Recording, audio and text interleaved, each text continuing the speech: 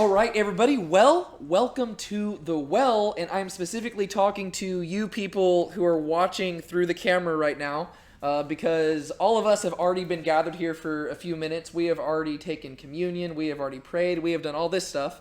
But I need to explain to y'all why you are seeing this random Bible study video on YouTube right now. And that is because The Well is basically our little young adult, normal adult, whatever age adult, anybody can come to this really, I don't care.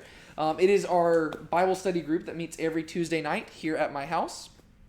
And lately we've had some people who are part of the group who cannot make it every week, and so they asked us to start recording it if we could do that, and I said absolutely. And I figured if we're recording this, might as well upload it up to the YouTube channel so that y'all can be part of this little family as well. And so that's what we're doing. And so what we're going to do is I'm going to go around and we're going to have everybody introduce themselves just so that y'all know who is speaking. And then, what we're going to do today is going to be a little bit different than how the Bible study normally goes. Typically, we do a proverb of the week, and then we all go around praying, and then we cover some context, and then we go into the Bible study. We're skipping the proverb of the week this week, and that is because we wanted to spend some extra time covering context for you guys who are watching this online, just because we are in 1 Samuel chapter 24 today, which is not Genesis chapter 1, right?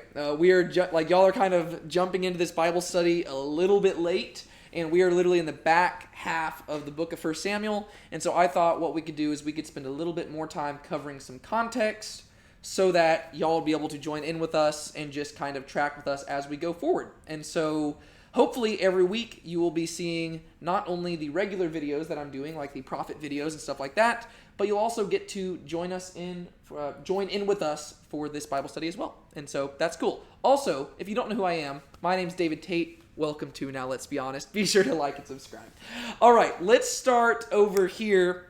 Ethan, I know I just said your name, but would you like to turn to the camera, wave, and just say hello and introduce yourself, and we'll just go around. My name's Ethan. There you go. My name's Rocky. Okay. My name's Benjamin. Hello. What's up? My name's Maverick. All right. My name's Eric. My name's Brian. My name is George. And I'm Sean. Yeah, there you go. And so, as you can see, Brienne is the only girl in the room today. She was the only one bold enough to show up. Typically, we do have some other girls who can come.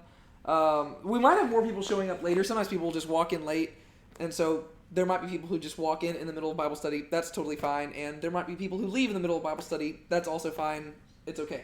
But yeah, right now, Brienne's the only one. Sometimes this ends up being how it is. But we should, like, one girl that usually comes on like Sunday nights and stuff, she has school every week, and then other ones just hate us, I guess. And so, no, I'm kidding. So hopefully we'll get some more here so that Brienne's not all alone. But for right now, she is the trooper who's going to be sticking with us here. Okay, so we're in 1 Samuel chapter 24, and we could really summarize the entire Bible, but I want us to be really pinpointed and focused in on the book of 1 Samuel. So what I'm going to do is I will briefly summarize, Genesis through Ruth, basically. And then what we're going to do is we'll just kind of go around and start recapping Samuel. And if you want, even have your Bible open. And we're just kind of going to go chapter by chapter and talk about just the main points. Just so that for the people who are watching online, they actually get a good overview of the whole book. And like I said, we usually do spend a lot of time on context, but today we're going to spend a little bit longer just for y'all's sake. Oh, The Chosen has a live stream right now. Fun fact. Okay, cool. Well, I'm missing that, so uh-oh. All right, so Genesis through Judges, the main thing you need to know is that there is a great big God who created everything, and his desire is to dwell with man. But because man is sinful, he strayed away, and as a result, because God is righteous, he kicked man out, and he could no longer dwell with man. Yet he made it his commitment to dwell with man again. And so as we go through the book of Genesis, we see God basically initiating this plan, and he chooses to do so through a people called Israel. And he basically chooses this guy named Abraham and says, hey, Abraham, through you, I'm going to do this super awesome, super special thing. I'm going to make you a super special nation and people group, and through that group, I am going to bring the whole world back to me. Not saying that everybody's going to get saved, but the purpose of this group is to point everybody back to the one true God, right? And specifically, there's going to be this one child who eventually comes from Abraham who is going to actually take care of this problem of sin, and that is going to be Jesus. Hola. Welcome in. And so Abraham is picked, then you have Isaac, then you have Jacob. Jacob's name is changed to Israel. Israel becomes this massive people group. And then what happens going forward from there is that the people end up being enslaved in Egypt for a time period, but God delivers them out of there through a guy named Moses, and through Moses he gives them this law. And this law is something that is going to help them be this whole set-apart thing that they are going to be, right? That's going to make them different.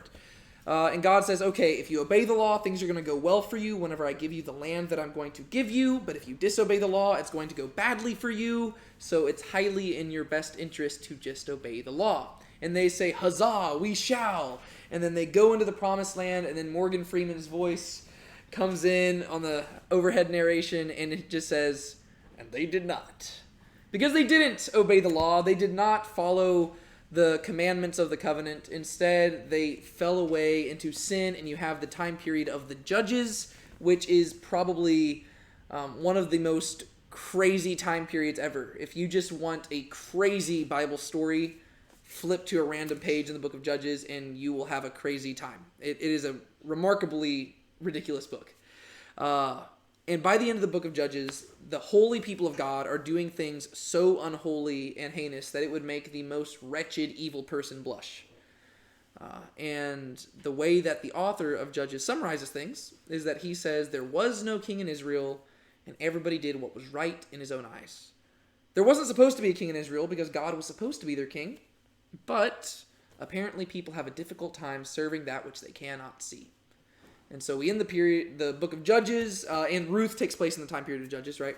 But we end the period of Judges knowing, okay, apparently Israel is going to need a king, and that leads us to 1 Samuel. Also, for y'all who just walked in, the reason we have a microphone and the reason we have a camera back there is because there's some people who are part of this group who said that they wish they could be here, but they just can't fit it in their schedule, but they still want to participate, and so they asked if we could start recording it.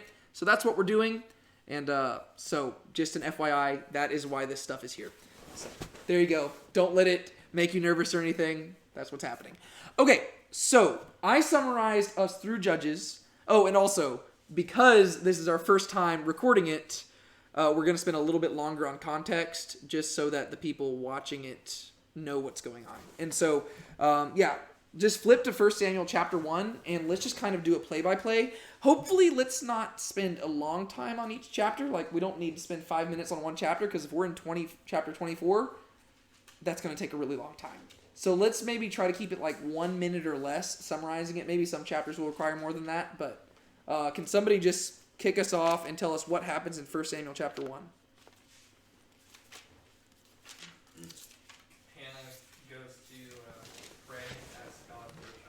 Who's Hannah? Hannah is Samuel's mother. Yeah. So she's just a random lady who is desiring a child. She goes and prays, and what happens? She goes and prays, tells God if he gives her a child, that she will give the child back to him. Okay. And then God gives her a child.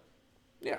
God gives her the child. She names him Samuel, and she does what she said she would do, right? She gives the child back to God after he is raised up. In chapter 2, we get this super amazing song, which is actually very similar to the song that Mary sings in Luke chapter 1, the Magnificat, right? Very similar things going on there, which I remember whenever we went through that chapter, we were wanting to spend longer on it, but we had to kind of just go through it quickly. Hannah sings this amazing song, praising God for giving her this child. And then what happens at the end of chapter 2?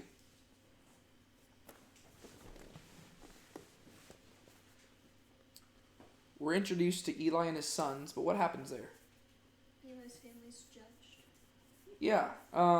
Well, specifically, we basically have these these judgment pronouncements being put upon them. Mainly because Eli and his sons are not very good. Eli is the high priest at this time period, and his sons are trash bags, right? They are just not great guys.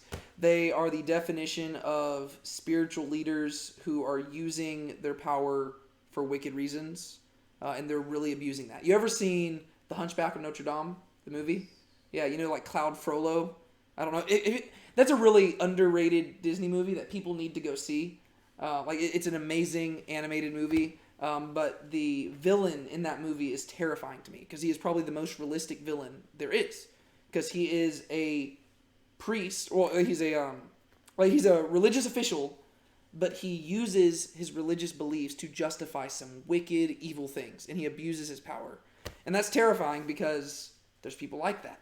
Right? And Eli's sons are the definition of that. They are terrible, no good people. And Eli it seems like he's got a good heart.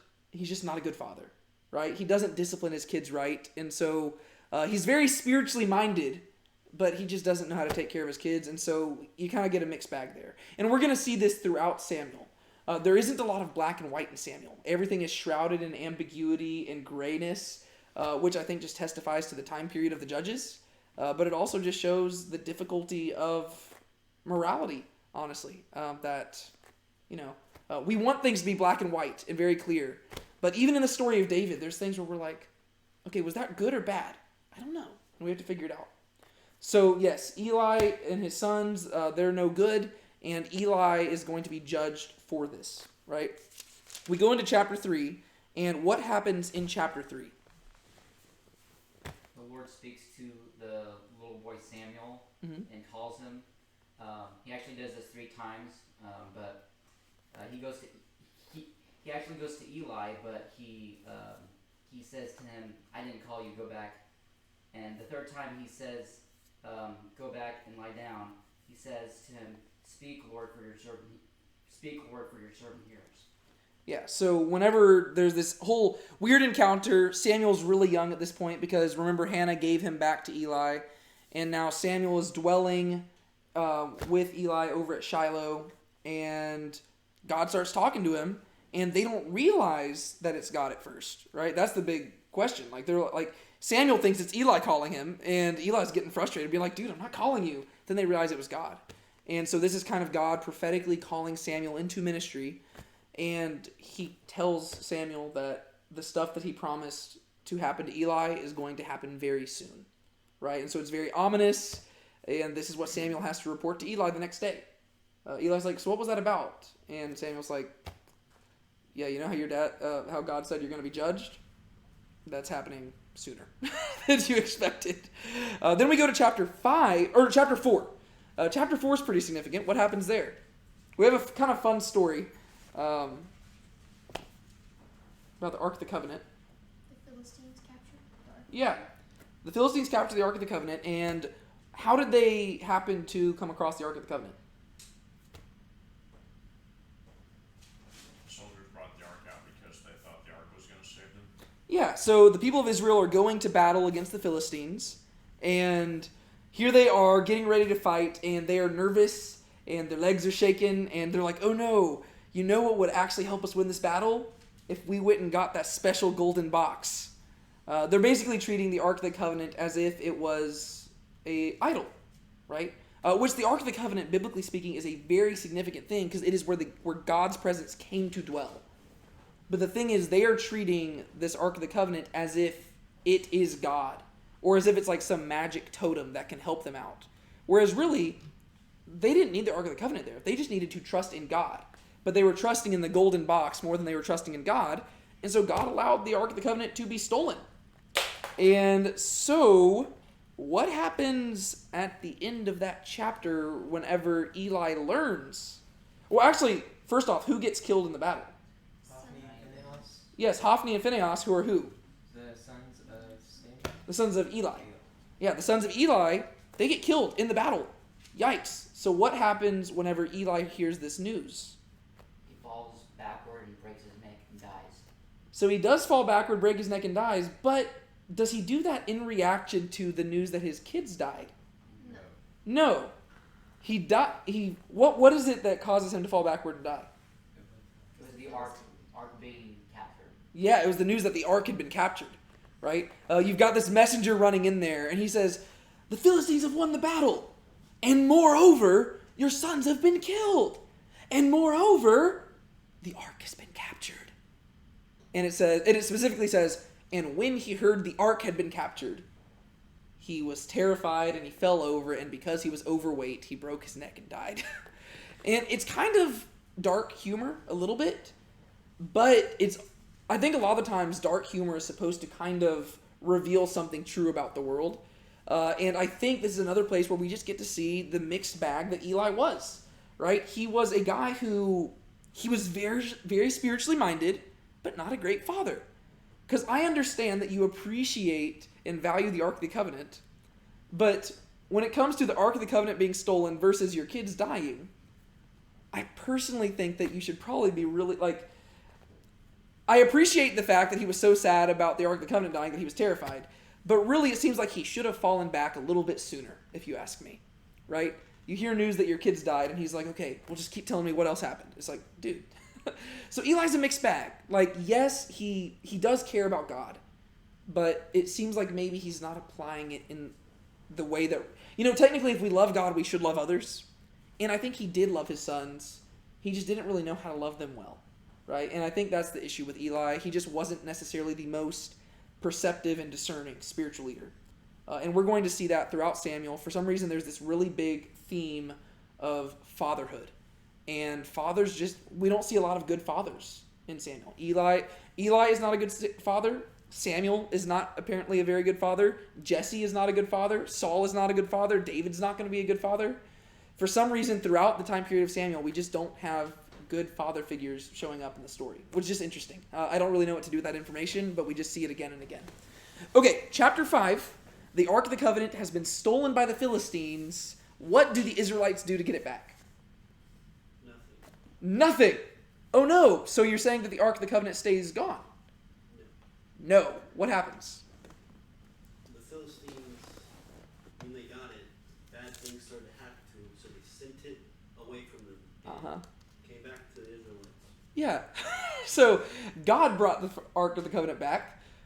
It's funny. It's supposed to be a pretty funny story, I think. I think there's a lot of humor in the Bible, and I'm tired of people acting like it's not supposed to be funny. There's some funny stuff in here. Right? These people are trusting in the Ark of the Covenant to save them from the battle, and the Ark of the Covenant doesn't save them. They lose the battle, the Ark of the Covenant is stolen. And so they're probably thinking, oh no, our God must not be very powerful. And God's like, oh no, I'm powerful. You were just trusting in the wrong thing. I mean, you want the golden box back? Okay, I'll get you the golden box back. And so he literally plagues the Philistines with all these tumors and stuff. The Philistines are shipping it from one place to another. Eventually, the Philistines just throw the Ark of the Covenant onto a cart and just ship it off. And cows literally just walk the Ark of the Covenant back home. And there's just some people out in a field. They look up, and they're like, is that the Ark of the Covenant? Is it just are you for real right now? And so God literally just brings it back, because God's whole point is that it's not about the box. It's about me. I can do this stuff. If you want the Ark back, I'll bring you the Ark back. You need to trust in God, not in... You can't treat this golden box as if it is God, right? It is significant, but it's not God. So God brings it back. That's chapter 5. Then we go into chapter 6. Oh, actually, that's chapter 5 and 6, right? Chapter 5 is where we see the Philistines really struggling with the Ark of the Covenant, and they're shipping it everywhere. Chapter 6 is where God brings it back. What happens in chapter 7?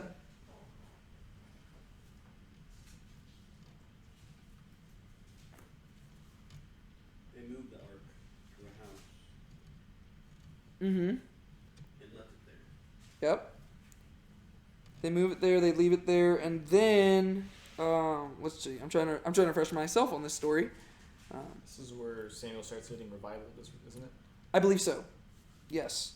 Oh yeah. This is the one positive chapter in the story so far, where this is where Samuel actually starts leading some massive revival, and for the first time in generations and for hundreds of years, the people of Israel finally begin to start looking towards God.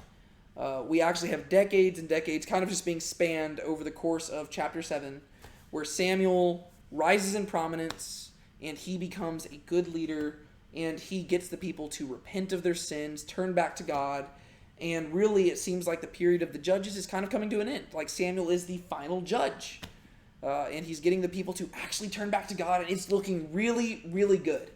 And I'm so happy to tell you that it stayed that way, right? No, because we're only 7 chapters in. And every time things go well, what do humans do? Mess it up. We decide to screw it up, and we say, you know what? Things are going way too good. Let's see if we can throw some sin in there and mess things up again. And so that's what they do, right? We get to chapter 8, and what do the people do?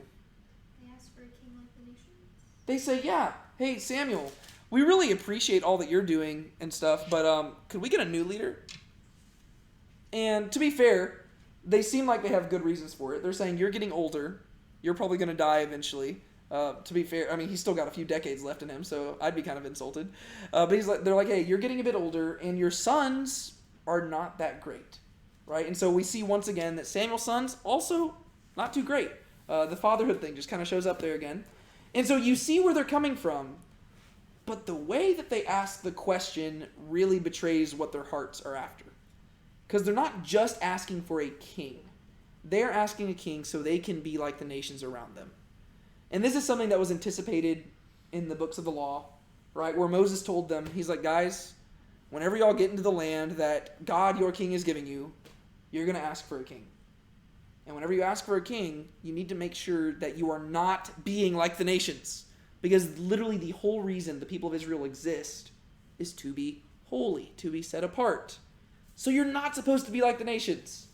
And they're over here being like, hey, give us a king so we can be like the nations. How does Samuel respond to that? He's not happy about it. Yeah. Because God was supposed to be their king, and they were not supposed to be like the nations. They were supposed to be, like you said, holy. Yeah, exactly. Samuel's like, I've spent the last few... Like, think about how crushing this would be to Samuel. He's like, I've spent the last decades of my life trying to convince you not to be like the nations. He felt rejected. Yeah. Yeah, and he felt rejected. He was like, guys, like, I've poured my life out for you. This is why I have existed. Like, my mother literally dedicated me as a child to the ministry so that I would do this. And he feels rejected by that. And he goes to God, and God tells him, hey, they haven't rejected you. They've rejected me. And God says, give them a king. If they want a king, give them one. And if they want a king like the nations, give them a king like the nations. And so Samuel goes and he warns them something. What does he tell them about their choice about kings? He will take. Yes, he repeats the word take. Take, take, take, take, take. He says, God's going to give you a king, but here's the deal. When you have this king, he is going to take from you, he's going to take from you, he's going to take from you. You're going to want to have kids. Your king is going to take those kids and put them in an army, and your kids are going to die in battle. You're going to want land. The king's going to take that land and make it his own land, or give it to the people that he's closer to. Basically, what we see is that Samuel's saying whenever people are in charge, they typically abuse their power. And this is not something that's just in Samuel. This is something throughout the whole Bible.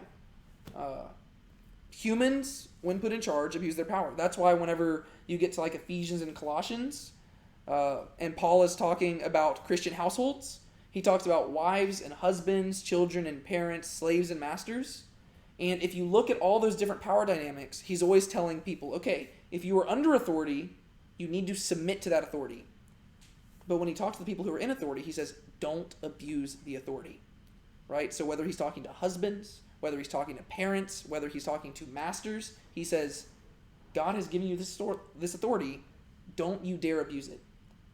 Biblical authority is given so that you can serve the people under you. But that's typically not how humans work.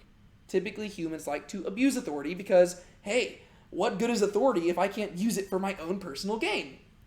And so that's why we like authority. That's why we crave it. But biblically speaking, authority is not something to be strived after. It's something to be respected and dealt with in a very humble manner. And that's one cool thing that we're going to see about David, especially in chapter 24, which we're going through today. David understands this very well. But okay, so Samuel warns them, and then we go into chapter 9, and who are we introduced to? Saul. Saul. Okay, tell me a little bit about Saul. He starts out pretty good. He looks tall, dark, and handsome. Mm-hmm. And he's taller than everybody from the shoulders up.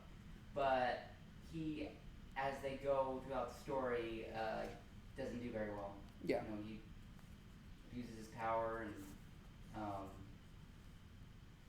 Yeah. No, Saul is the definition of a worldly king, right? And to be fair, I do feel kind of bad for Saul. I mean, everything that happens to him, he brings upon himself. But he's a guy who was thrown into this. What we see in chapter 9 is that he isn't a guy who necessarily wanted to be king. He was a guy, like whenever we meet him, he's just wandering around looking for his dad's donkeys. He doesn't really seem to know much of what's going on. But he is the definition of a worldly king. He's tall, dark, and handsome, right? He looks like royalty. He comes from the tribe of Benjamin, which there's this whole history behind that. And people look at this guy, and he is just oozing charisma and leadership. And so, he's appointed the king, right? He is given the crown, and he is going to be made the king.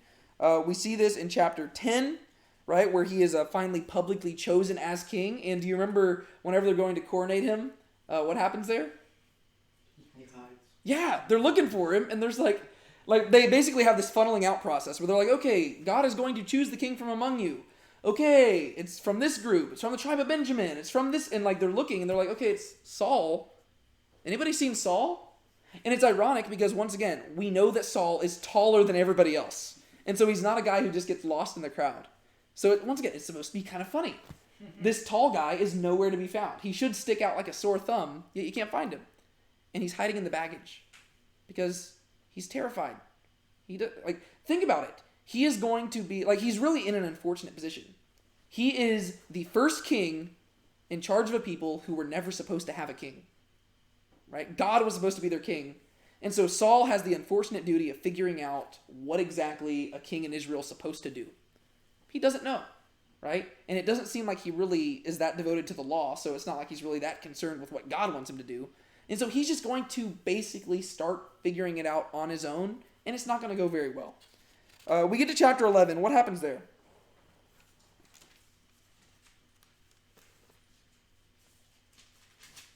He scares the people into serving him to go into war. Yeah, so there's some people up north who need some help, and given some history between them and the time period of the judges and stuff like that, they end up going down to Saul, and they ask for help. And Saul's like, yeah, I can help you out. And immediately, we see two things about Saul. First off, he is very effective as a worldly leader. He knows how to get an army together, and he knows how to go win a battle. Secondly, we see that he is very characteristic of a worldly leader in the sense of he abuses power. Because the way that he gets an army together is that he threatens them. He does the same thing that people did back in the period of Judges. Remember when they chopped that concubine into 12 pieces? Gnarly story. He does that with a bull. And he chops it into 12 pieces and says, if you don't come help me in this battle, I will do this to your bulls. So he threatens them. He says, if you're not going to fight for me, I will destroy your stuff. Okay, well, you're probably going to join the army then, right? Unless you want to just be in poverty the rest of your life. And so we see that Saul knows how to get an army together. He knows how to win a fight, but he only does it by abusing power.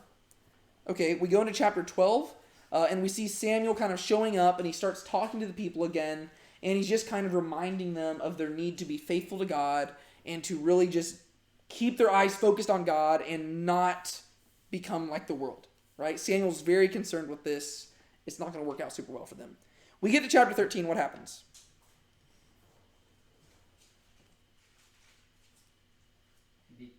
Saul begins his reign.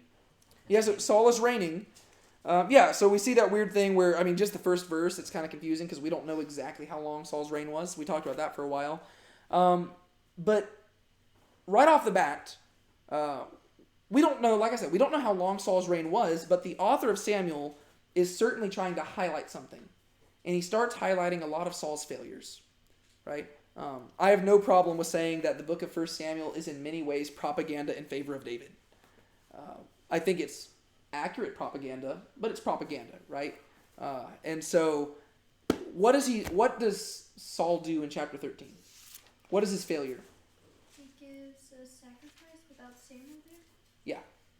Yeah, so Samuel apparently said that he would meet Saul at this place in a week's time before they went into battle. They wait a week, Samuel doesn't show up.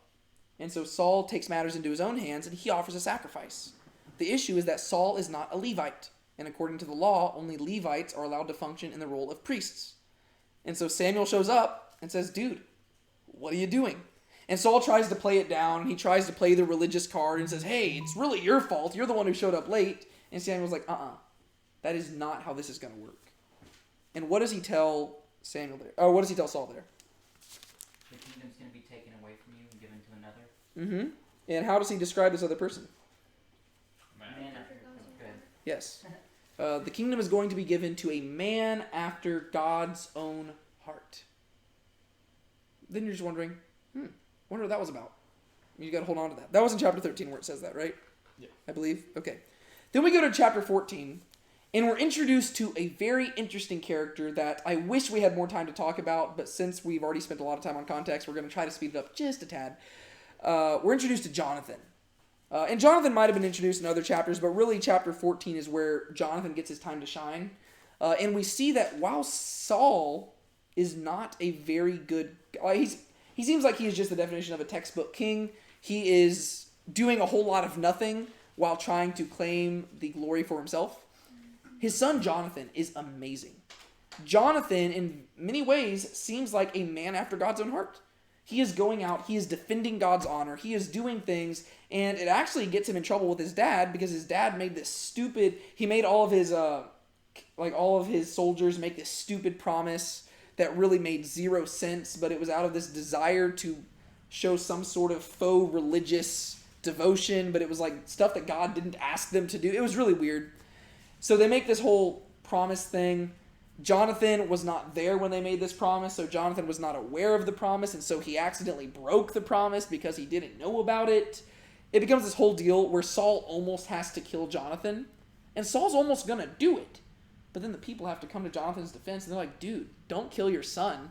If it came down to it, we'd actually probably choose him over you. So leave Jonathan alive and just chill out. And so Jonathan gets to shine in chapter 14. But then in chapter 15, we get another one of Saul's big blunders. What happens there?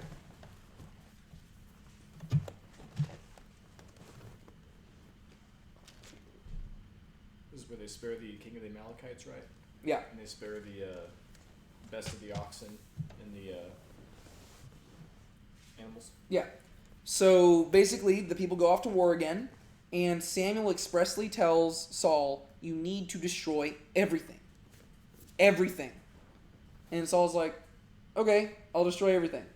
And then Morgan Freeman comes in and says, he did not, right? Because he doesn't do it. And he tries to kind of blame it on the men, and he's like, oh, well, the men were actually saving this stuff to sacrifice to God. And Samuel's like, dude, you're not convincing anybody. Because guess what? God didn't ask you to sacrifice that stuff to him. He asked you to destroy it. To obey is better than to sacrifice, right? It's better to obey God than to give you fake religious devotion, right? It's better to actually live according to God than just go to church every Sunday and act like you love him when really you don't, right? Be honest with God.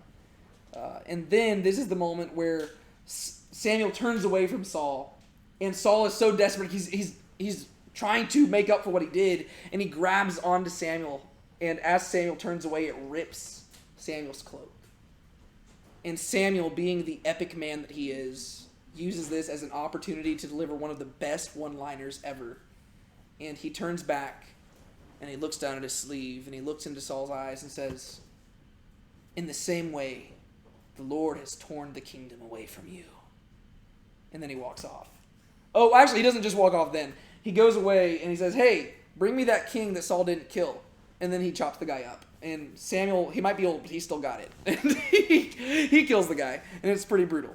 Okay, so now we've had two different times where Saul has confronted Samuel, and he has said, hey, your kingdom is being taken away from you. There's nothing you can do about it. And we're awaiting the arrival of a man after God's own heart. And now the camera zooms out, and it pans over to a tiny town called Bethlehem. And we're introduced to another character in chapter 16. What's his name? David. Right? And he's not introduced right at the beginning. Instead, it kind of lets us Like, we see this built-up tension because what is Samuel going to do in the beginning of chapter 16? Anoint the next king. Yeah, he's sent to anoint the next king. And a lot of times people miss the tension in the air at this moment. But Samuel is being asked to go commit treason. Right? There is currently a king on the throne in Israel. And Samuel is being sent to anoint another king. Yikes. And so all of Jesse's sons pass in front of Samuel, yet none of them are picked. And Samuel's like, okay, something's off here, because I know one of your sons is going to be the king. Do you by chance have another son? And then a boy comes up, young and ruddy in appearance. And Samuel says, that's the guy. Because it's about his heart, right? It's not about how he looks. Yes, Saul was tall, dark, and handsome, but God doesn't look at the outward appearance. Man does that. God looks to the heart. Samuel sees this boy and says, that's the kid. David is anointed as the next king in Israel. And so now, David knows something that pretty much nobody else other than his family knows. One day he will sit on the throne in Israel. And he's just going to hold on to that stuff. He's probably a young teenager at this time. Time passes. Okay, well, at the same time period, an evil spirit comes upon Saul, right? Because God has departed from Saul. And Saul starts going into these fits of terror, and he's paranoid because he's very power hungry. And so it just so happens that he needs somebody to come play music to soothe his mind. You know who happens to be a really good musician? David. And so, this little shepherd from Bethlehem receives a summons, and he is called to the royal palace, where he begins to play music for the king. And you were wondering how God was going to get David on the throne, and you begin to see things starting to play out according to plan. We go to chapter 17, and we get one of the most famous stories in the Bible. What happens? Briefly summarizing. David goes down to bring food to his brothers, and he sees that the Philistines are camped on the opposite side, and there's this huge Philistine whose name is Goliath, and he's taunting them. And it makes David mad because he's not necessarily that he's taunting the people, but he's taunting God who they serve. And that's whenever we see David's first words come out, and he says, like, who's this uncircumcised Philistine? And so then nobody wants to go and fight against. It's been like 40 days, I think, and nobody wants to fight. And so David says that he'll go and fight, and he doesn't take any armor or anything. He just takes himself and a sling, and he defeats Goliath. Yes. So David the shepherd and David the musician becomes David the giant slayer. And this is the story that basically catapults David into superstardom, right? He goes out there, just a tiny little boy, versus a giant that no other soldier in the entire Israelite army wanted to face. David's not wearing any armor. All he has is a stone, a sling, and a really big God on his side. He takes the giant down, cuts off his head, and all of a sudden, David becomes the most popular person in the entire realm, right? All the men want to be him, and all the women want to be with him, right? Now he's probably 17 or 18 years old. He is growing up. He's grown into a man, and he starts serving in Saul's army. And he becomes a superstar, to where by the time we get to chapter 18, Saul's son Jonathan becomes David's best friend. Saul's daughter, Michal, becomes David's wife. All of Saul's servants love David. All of Saul's men love David.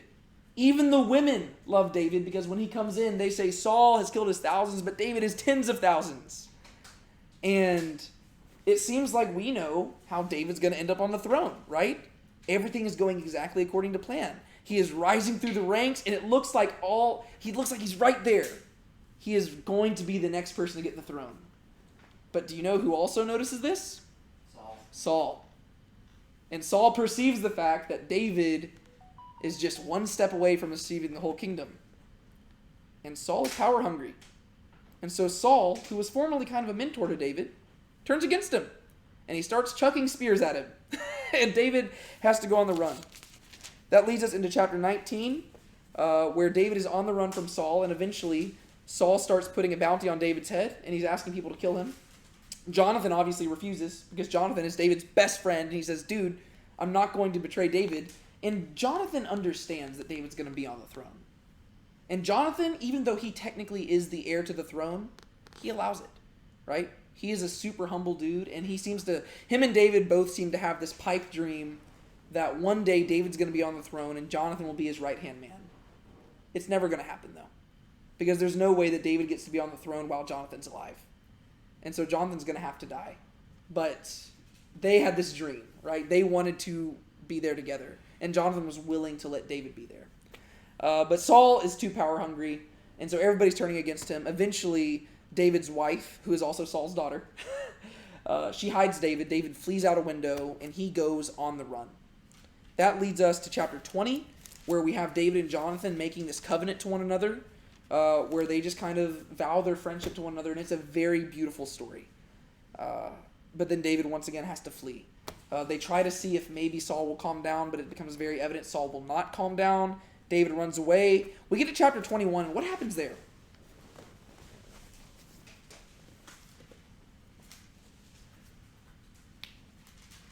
It's when David goes to a priest and asks for like food and a weapon. Yeah, so David goes to a priest in a city called Nob, which is just a little bit away, but like it's kind of halfway between Gilgal and Bethlehem, right? Gilgal is where Saul is set up. Bethlehem is where David grew up.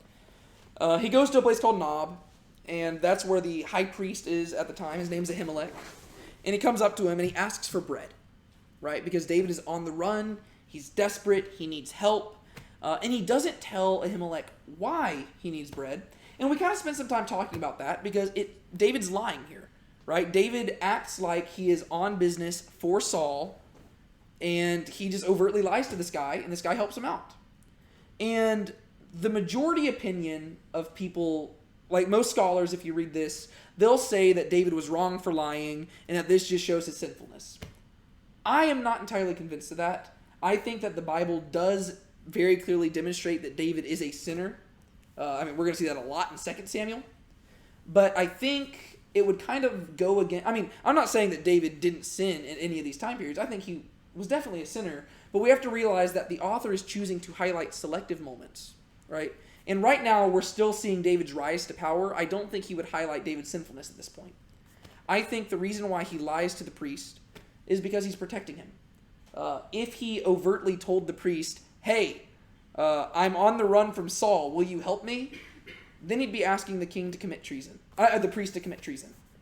And so I think that by lying to him, he's trying to protect the guy's life. Unfortunately, it's not going to work out. Unfortunately, the guy's going to die either way. Because Saul is so power hungry. But I think David is lying to him to try to protect him and just say, hey, I need help. And so the guy gives him bread. He gives him a sword. He gives him the sword of Goliath. Really cool. And then David flees. And that leads us to chapter 22. And what happens there? Saul's violent with men. Yeah. Has them killed. Yeah, so there was a guy named Doeg the Edomite. And he happened to be there whenever David asked for help. He goes and reports to Saul and says that Ahimelech, the high priest, helped David out. Saul comes down there and questions them. And Ahimelech says, hey, yes, I did help David out because David has always been a faithful servant of you. But I had no idea what David was doing. And Ahimelech's being honest. And that's what leads me to think that maybe David was lying for a reason. Because Ahimelech's being honest. He's like, hey, I didn't know anything about what was going on between you and David. I am sorry. Like, he doesn't say sorry, though. He doesn't say that. Because I think that Ahimelech would have helped David out either way. But he says, I didn't know what was going on. But Saul doesn't care. And so Saul tells the men to kill the priest and all his family. Which is not a good sign whenever the holy king of Israel is telling all of the soldiers to kill the high priest. Not a good look. But the people don't do it. This is where they say, we're drawing the line there. We're not killing them. But who does do it? Doeg the Edomite. He says, I have no qualms about this. My whole thing, he's playing the Game of Thrones, right? He's just trying to ascend in power. And so he's like, I'll do it. I don't care about priests. Sure. And so he kills them all, except for one. Do you remember the guy's name? Abiathar. Yeah, Abiathar escapes. Ahimelech's little son. And he runs to David and says, my entire family has been killed. And David is distraught. And he says, that's my fault. I went to your dad for help. And if I hadn't done that, he'd probably be alive right now. And David is totally distraught by this. And he says, Abiathar, you stay with me. And I'll keep you safe. And so it's really cool. Also in chapter 22, we see a development because David was all alone for a while. But now, a bunch of people start gathering to David. A lot of the outcasts of the land start gathering to him because they realize that it's better to live with David in a cave than to dwell underneath the tyranny of Saul. And even though David is a fugitive, people are beginning to realize this guy is the future king of Israel. And so 400 people gather to him. And David becomes the commander of an army. And basically he becomes like Robin Hood and the Merry Men, going from town to town helping people out. We see this in chapter 23. I actually wasn't with y'all last week because I was sick. I was in the other room just dying. But I was listening to y'all and y'all did a great job. What happened in chapter 23?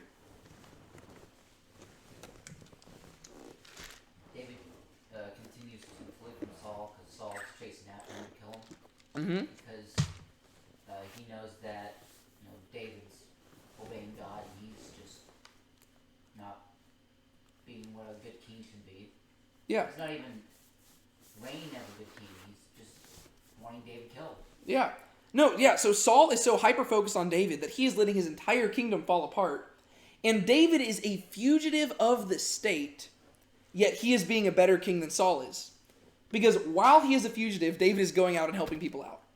Right? There's this town called Keilah, which is in dire need of help. And David goes in, he gets his army together, and he goes and saves the day. He is literally on the run from the king, and he's still doing what a king does. Right? It just shows you that David understands what it's like.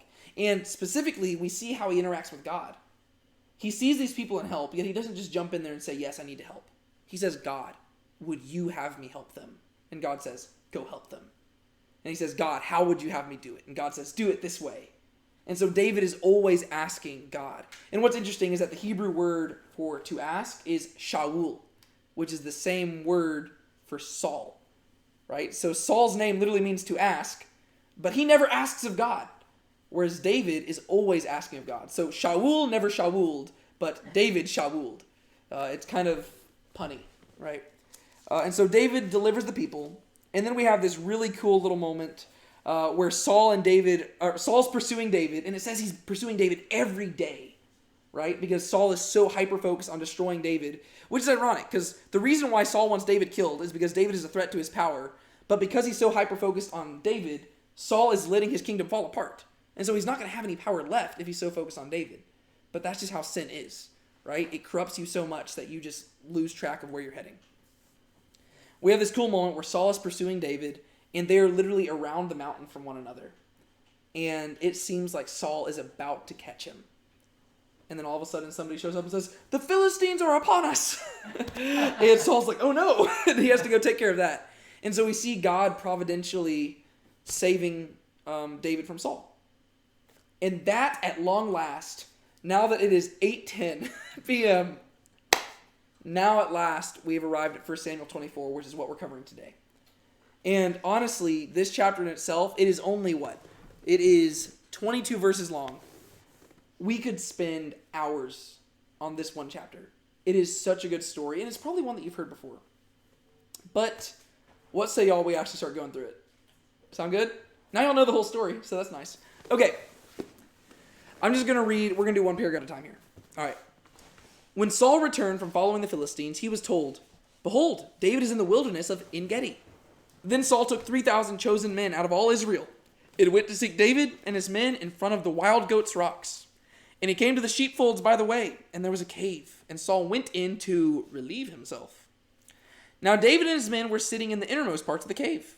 And the men of David said to him, here is the day of which the Lord said to you, behold, I will give your enemy into your hand, and you shall do to him as it shall seem good to you. Then David arose and stealthily cut off a corner of Saul's robe. And afterward David's heart struck him, because he had cut off a corner of Saul's robe.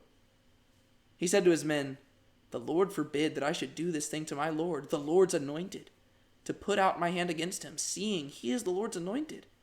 So David persuaded his men with these words and did not permit them to attack Saul.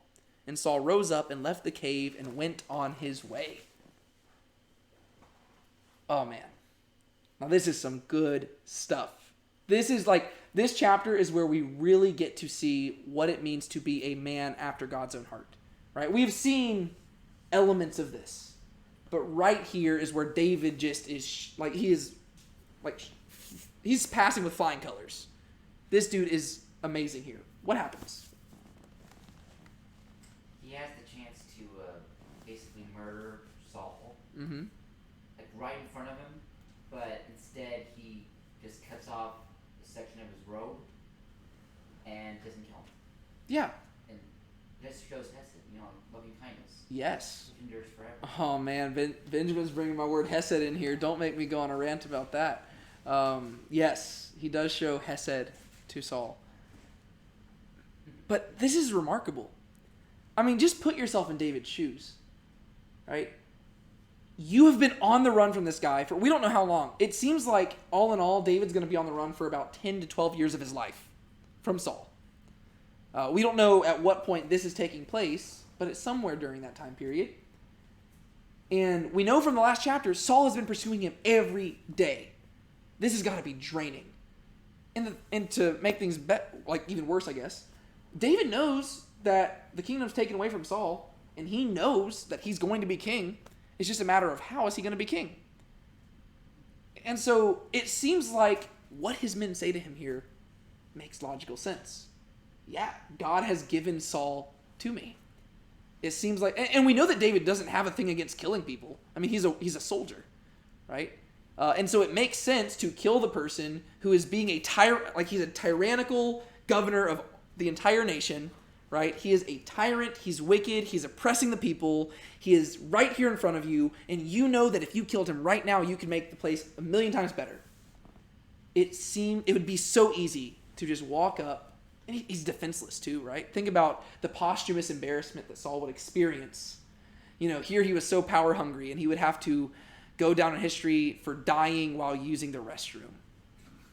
Right? That'd be embarrassing.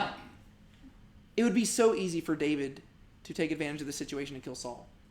It would make David's life 1,000,000 times easier. It would make life for the people 1,000,000 times easier. And it would get Saul out of the way. But David doesn't do it. And even what he does, he feels bad about. It's so cool. All right, let's walk through it. When Saul returned from following the Philistines, he was told, "Behold, David is in the wilderness of En-Gedi." This is where we left off with David in the last chapter. He went down to En-Gedi. If you can picture a map of Israel, I probably should have had one on the screen here. Israel, there's the Sea of Galilee up here. There's the Jordan River snaking down, and there's the Dead Sea down there. The northern part of Israel is lush and green and beautiful. The southern part is like desert wasteland, right?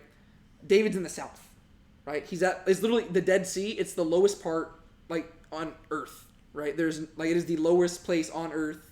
The sea there is literally so salty that you get in it and you just float, right? That is, this place is dead, dead, dead. Birds typically don't even fly over it because there's no point. There's no fish in the water. And so this place is dead. It's a wasteland. But there's this really cool place called En-Gedi. And En-Gedi is an oasis. It's called the word actually means spring of the wild goats or something like that, because there's a bunch of ibexes and stuff that would just go throughout that land. But there's this nice little desert oasis. It's still there to this day. I've been there. It's beautiful. And it's just through a little cranny right off the Dead Sea. So you have this desert all around, and there's a tiny little oasis. And so it makes sense that if David's on the run here, Saul might end up dropping by here as well. Because this is the best place to be if you're on the run in the desert. And it's the best place to be if you're chasing somebody through the desert, right? The nice little oasis. So David's there. Saul hears about it. And Saul took 3,000 chosen men out of all Israel and went to seek David and his men in the front of the Wild Goats Rocks, right? So he goes there and he's looking around and he's trying to find David in this oasis area. And there's a lot of different little caves here, right? So they don't know where David's at, but they're all looking around. And he came to the sheepfolds, by the way, where there was a cave, and Saul went in to relieve himself. So what's happening here? He's just using the restroom. Yeah. He needed to use the restroom, and yeah, I know he's with all his men, but he's still a king, right? So he's not just going to do this in front of everybody. So he's like, hey, I need to go take care of business. And so he retreats into a big cave, and he starts using the restroom. Now David and his men were sitting in the innermost parts of the cave. Just imagine you're David and the men right now. Here, first off, you're on the run from Saul, and you hear, like, the reason why you're on the innermost part is because you know they're nearby and you are hiding for dear life. And then you see Saul's towering figure step to the front of the cave, and you're like, oh no, he's found us. And then he starts walking in, and you're like, oh no, this is it. Like, how are we going to get out of this situation? We're literally stuck in this cave. And then Saul just walks off to the side, squats down, starts using the restroom. Well, now you're just confused because you're like, wait, does he not know we're here? Right? Because you're deep in the cave, and apparently he's just focused on doing his job that he doesn't see David and all. I mean, I don't know if this is David and all his men. At this point, he's got like 600 people. I don't know of any caves. I'd have to explore the place a little bit more. I don't know of any caves that are that big there. But these are at least David and some of his men, right? And they're here, and here the person who's been pursuing them for probably years at this point. He's right in front of them. And he is using the restroom. And based on what's about to happen, I'm assuming he must have been using it pretty loud or something. Either that or David is just a ninja. But he's using the restroom. He's defenseless. And I guess he's facing away from them. Just imagine you're in that scenario. Every single one of you would want to jump up there and say, this is an opportunity. Where's his bodyguard? Right? Nobody's here. We could easily take him out, and we'd be free. We wouldn't be fugitives anymore. Everybody else wants you to be King David. Like, they would understand if you killed Saul right now. Go do it. And that's what his men say. The men of David said to him, here is the day which the Lord said to you, behold, I will give your enemy into your hand, and you shall do to him as it shall seem good to you. So what do they say to him? This is your chance. Yeah. Take it. Yeah, and apparently they're alluding to some day, like, that God spoke of, right? And I don't think there was a specific moment in Scripture where God explicitly states this to David, but apparently this was a thing that they understood, right? It kind of went inherent to the whole promise of you being king, right? If David is going to be on the throne one day, his enemies are going to have to be subdued. And it's really crucial to the theology of the Psalms, right? If you were actually to just read through the Psalms, you see that God saving his anointed one is really crucial. And so they're saying, hey, David, here it is. You're the future king. There's the former king. His kingdom's already been taken away. You could even argue that technically maybe he's not the anointed one anymore, right? Kill him. This is it. And they're using they're using religious talk to justify it, right? They're not saying, hey, now's the time to go in there and mercilessly kill your enemy. They're saying, David, maybe this is what God wanted to happen. Like, maybe God's hand is behind this. Do you think it's just coincidental that Saul happened to use the restroom in the same cave? Pretty convincing argument, if I may say so myself. I don't know if I would respond like David would. I think I'd probably kill Saul. Then David arose and stealthily cut off a corner of Saul's robe. Oh, I thought it was going to say cut his neck or something. Nope. He cut off a corner of the robe. Interesting. And now you're wondering, what has David got planned here? But once again, this is why I'm saying Saul must have been like having a tough time using the restroom or something, because their knives back then weren't that sharp. I mean, like he's having like saw out this robe, and apparently Saul's not noticing any of this, which is just interesting. Unless maybe I guess you could say that maybe Saul had to take the robe off in order to use the restroom or something, in which case that could always be possible. But yeah, so David goes and he cuts off a corner of the robe. And now you're just wondering, okay, well, that's not going to take care of Saul. What are you doing, David? I don't know. Well, let's see.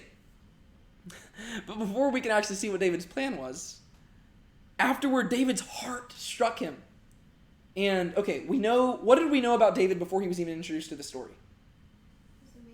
He's a man after God's own heart, right? And so anytime we see David's heart being mentioned, we immediately associate his heart being equated to God's heart, right? And so if his heart is striking him here, we know that what he's about to say is probably reflective of what God desires. David's heart struck him because he had cut off a corner of Saul's robe. Wow.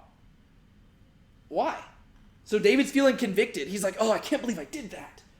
And they're like, I mean, we wanted you to kill him. You just cut off a corner of the robe, and we don't even know why you did that yet. It's going to become clear in a second why he did it, but they don't even know that yet. But he comes back, and by the time he's back, he's like just feeling guilty. He's like, man, I shouldn't have done that. And he explains why. The Lord forbid that I should do this thing to my Lord, the Lord's anointed, to put my hand against him, seeing that he is the Lord's anointed.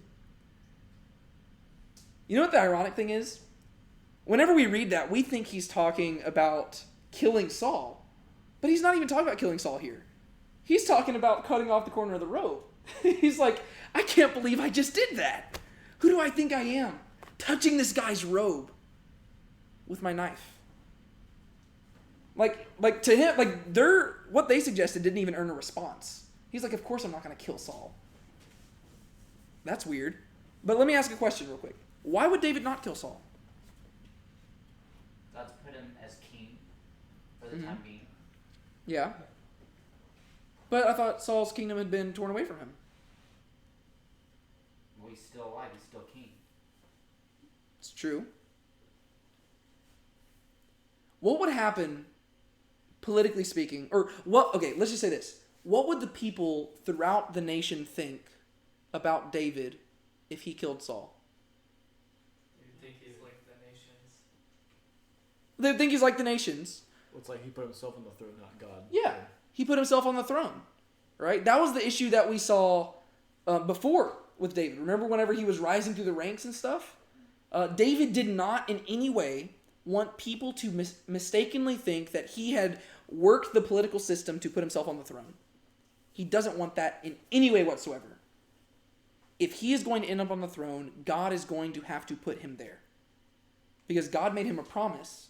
And he doesn't want anybody thinking, oh, look, David put himself... Because, David's not playing the Game of Thrones, right? David knows that he's going to end up on the throne some way or another. He doesn't know how, but he knows that he is not going to do that because he does not want to receive the glory for it. He is saying, if I'm going to end up on the throne, God's going to receive the glory because he's the one who made the promise to me. I'm undeserving of it. And so if I'm on the throne, God's going to put me there. If I kill Saul, it looks like I put myself on the throne because I killed the Lord's anointed and I took his place. There's nothing legitimate with that. No. So this is really weird because whenever you're reading this story, you're kind of thinking the most satisfying way that this would go in a normal story is that the story would end with David and Saul duking it out, right? And there would be this epic sword battle, probably with lightsabers or something, and they'd be fighting each other, and eventually one would kill the other, and David would claim the throne. But David's like, it can't happen that way. Somehow, David is saying, somehow Saul has to die, but I'm not going to be the one to do it. And I'm going to end up being on the throne. And sure enough, when we get to 2 Samuel, Saul's going to die on a battlefield far away from David. People are going to walk up to David and say, hey, you want to be king?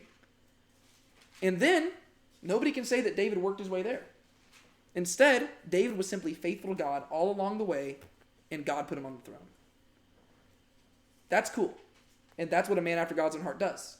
He doesn't simply seek higher office or higher position just because he can or because it brings him glory. No. He tries to do things in order for God to receive the glory. And that's really crazy, especially in our whole American dream society where literally we live day by day striving to seek the higher promotion and stuff like that. David's like, yeah, I'll get there if God wants me there. For now, I'm content in the shepherd's fields, or I'm content in the caves. And so that's why David, he's not going to touch Saul. But he feels guilty and convicted over the fact that he cut Saul's robe. Because back then, I wouldn't like it if you cut my clothes right now. I'd be like, dude, what the heck? Why'd you do that? But back then, it was even more significant. For a king to touch the robes, that was like attacking them, right? The robe represented their kingdom, right? That was they're walking around with these royal robes even into battlefields because they are demonstrating that they are the one in charge. If you cut their robes, that is like cutting away at their kingdom. And David, he's got a reason for why he did this, but even the reason, he's like, I don't know if that justified it. Because he's going to use it to get Saul to back off a little bit, but he's convicted. He's like, I don't know if I should have done that. This is the Lord's anointed. And who am I to cut away at something that might in any way seem like I'm disrespecting God's kingdom? Because yes, I will be on the throne, but Saul is currently on the throne, and I can't believe I just did that. David is like this is crazy. Like, this dude's on the run. Saul's been trying to kill him for this long. And David is feeling sad that he cut off a piece of the dude's clothing. Like, David and Saul are operating at two totally different levels. David is just thinking about the little things. And he's saying, oh, this little thing, I don't know, like, should I have done that? Did that honor God as much of it as it should have? Whereas Saul's over here like, I must kill David because he's taking my throne, even though the throne has already been taken away from me, and I'm pretty sure David is a man after God's own heart because that's what Samuel told me that my replacement would be. Like, Saul knows that David is a better man than him and all this stuff. He's about to say it. But David is just different. He knows Saul's a worse guy, and he's still just convicted because he loves God that much. So David persuaded his men with these words and did not permit them to attack Saul. He's like, guys, if I feel guilty about this stupid cloth in my hand, there ain't no way I'm letting you touch Saul. So back off. And apparently they respect him. That shows how good of a leader David is. Like, I mean, these men, like, think about what they're doing. By respecting David's wishes, they are committing to to continuing to live in caves as fugitives. Right? That is some high respect. He is saying, right now, if you went and killed that guy, you could go back to your wives and kids and probably deliver your country from tyranny. But I'm going to ask you to suck it up and suffer with me a little longer. And they're like, okay. Because they trust David. Because he's a cool dude. And Saul rose up and left the cave and went on his way. Opportunity missed. All right, let's move on and see how the story progresses. Afterward, David also arose and went out of the cave and called after Saul, "My lord the king!" And when Saul looked behind him, David bowed with his face to the earth and paid homage. And David said to Saul, "Why do you listen to the words of the men who say, 'Behold, David seeks your harm'? Behold, this day your eyes have seen how the Lord gave you today into my hand in the cave. And some told me to kill you, but I spared you. I said, I will not put out my hand against my Lord, for he is the Lord's anointed. See, my father, see the corner of your robe in my hand. For by the fact that I cut off the corner of your robe and did not kill you, you may know and see that there is no wrong or treason in my hands. I have not sinned against you, though you hunt my life to take it. May the Lord judge between me and you. May the Lord avenge me against you, but my hand shall not be against you. As the proverb of the ancient says, out of the wicked comes wickedness, but my hand shall not be against you. After whom has the king of Israel come out? After whom do you pursue? After a dead dog, after a flea. May the Lord therefore be judge and give sentence between me and you, and see to it, and plead my cause, and deliver me from your hand. Pretty epic speech, if I may say so myself. What happens? Runs after Saul. Are you trying to kill him? Bro! I love you, man. Why are you doing this to me? So why was it that David cut off the corner of the robe? Even though he could have killed him, he didn't. And he wanted to show him respect, even though he wasn't getting respect. Yeah. Even though God put him in his place, was to keep it that way. Yeah. He's using the robe as proof, right? I could have killed you, but I didn't. Yeah, because he could just say, oh, look, there's Saul. Saul's about to catch me. Let me act as if I could have killed him first to make him think that I was being nice to him. But David's like, no, I have legitimate proof. Like, I could have killed you. I got close enough to cut your robe off, and you didn't even notice. Like, think of what else I could have done. And Saul really can't argue against that, because all he has to do is look down and see that part of his robe is missing. And he's like, oh, crud. You're right. And that's pretty good proof, right? I mean, if David had killed Saul, then everybody would be like, oh yeah, I guess David was out to kill Saul. It would prove all of Saul's worries true, right? He was paranoid about all this stuff, and it would be like, oh, I guess he was right. The first chance David got, David did kill him. But David's like, no, dude, you're paranoid for no reason. Yeah, I'm going to be king, but I'm not trying to commit treason. It's not my fault. God just made a promise. Okay, so after Saul rose up and went on his way. Afterward, David also arose and went out of the cave and called after Saul, my lord the king. In my head, I picture this in like the most dramatic fashion ever. Like I imagine like Saul just like kind of getting out there and he just kind of nods to the men. He's like, yep, taking care of my business. And he's like, okay, let's get back to business. Let's go find David. And like I said, it's like found just between like the crannies and the cliffs. I kind of imagine them like marching away, and then you have David stepping out like on the cliffside, and he says, "My lord the king." And this is the first time that Saul's heard David's voice in years. And he looks up, and there he is standing. Like I even imagine like the sun glowing behind David as he's saying this, something super dramatic. What's cool about that, my lord the king? He's submitting himself to Saul. Yeah, he's paying him reverence, right? All these other times, every time Saul references David, he always just calls him the son of Jesse, right? Because he used to call him David, but now that they're no longer friends, he calls him son of Jesse. Whereas David is nothing but respectful to Saul. He says, "My lord, the king." Adonai Meleki or something like that in Hebrew. And when Saul looked behind him, David bowed with his face to the earth and paid homage. Right? So here they are walking away, and they hear David's voice, and they turn around. And you know that Saul is feeling like his face, like he just starts like getting angry. And he's about to tell the people to charge David. And then David just falls on his face and bows to the ground. The imagery of bowing, like the reason you bow is because you are submitting yourself in total reverence to a king. Whenever your eyes are on the ground, you're showing your trust in somebody, especially to a king, because you know what a king can do? They can grab a sword and chop your head off. And they have the authority to do that. And so if you are looking down at the ground, you are laying your neck bare. And you're saying, "Do with me as you wish." And David is willingly prostrating himself. And David said to Saul, "Why do you listen to the words of men who say, 'Behold, David seeks your harm'? Behold, this day your eyes have seen how the Lord gave you today into my hand in the cave. And some told me to kill you, but I spared you. I said, 'I will not put out my hand against my Lord, for he is the Lord's anointed.'" Okay, so he's just recapping what we already knew. But let's think about this from Saul's perspective. What are you thinking right here?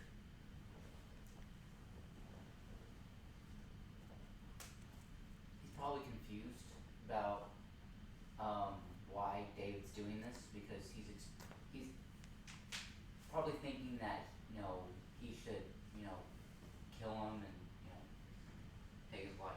Yeah. Yeah, he's like, "Why are you doing this?" Yeah, I'd be really confused right now. Because Saul has been so laser focused on this one, kind of just a theory, right? It was almost it was literally a conspiracy theory, I guess, right? He thought that David was trying to kill him, and no matter what people told him, he was convinced he was right. And now, here David shows up willingly. This guy he's been chasing after for months, if not years, day after day after day. And the guy shows up, and apparently, first off, he's got to deal with the embarrassment that apparently he's just terrible at finding people, because he literally walked into the cave David was hiding in and didn't see him.